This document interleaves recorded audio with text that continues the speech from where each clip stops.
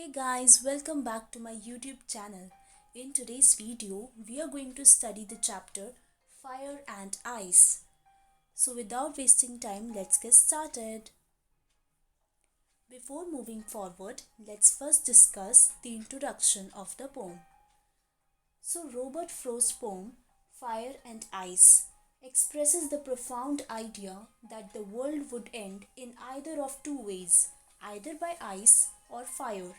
Both the components are compared with self destructing human emotions, hatred, and desire. The poem very artistically underpins the philosophy that we let our emotions rule us, and if we don't control them, they will surely destroy everything around us. Similarly, he thinks fire and ice both are just as competent in bringing the world to a catastrophic end. Now, let's start with the stanza wise explanation.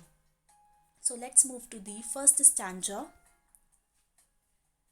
So, here the poet expresses the profound idea that the world would end in either of two ways, either by ice or fire. One group is of the opinion that someday the Earth's core will get so heated up that it would lead to fire, destroying the Earth's surface. On other hand, the second group says that if the temperature goes down to an extent that makes life on Earth impossible, it would have the same catastrophic effect. The poet then compares fire and ice with the destructive features of human emotions, desire, and hatred. He says that from where he is aware about fiery desires, he would favor the ones who say that it would be fire. By saying so, he brings about the idea that human beings let their emotions rule them, and the consequence of unmonitored longing is chaos. Now, next stanza. So, in this stanza, then by not waving off the first opinion of fire, poet consider if the world has to expire twice, ice would be equally competent in ending it. He brings about a contrast between ice and hatred. The human capability of insensitivity and hatred has the potential for inner destruction. Though slow and steady, it has the same effect that desires has on us. So, if given an option between fire and ice would be just as good as fire to destroy the world. Now, next is summary part. So, Robert Frost's poem Fire and Ice is a strong symbolic poem where the fire is used as the emotion of desire and ice, that of hatred. He has used the idea of two groups who have their own possible explanation for the end of the world.